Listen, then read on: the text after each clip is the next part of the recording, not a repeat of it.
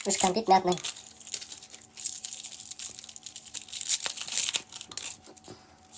Бір тілім лимон негізі. Бізде лайм болғандықтан жарты тілімен лайм қосамыз.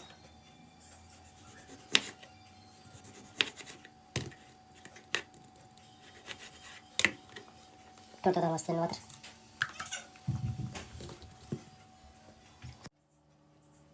Үстінен ыстық су құямыз.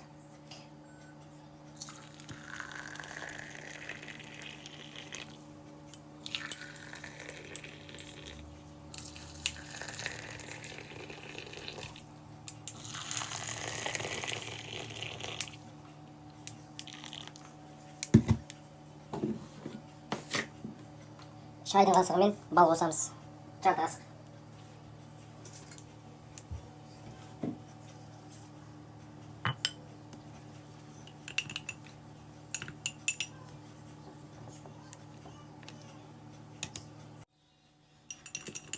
Үй жағдайында жасалған терафлюміміз дайын. Суық тигенде өте жақсы көмектеседі. Тщательно дейді ғой, жақсылап араластырамыз. Мына кәмпиттер ерігенше қолданыңыздар.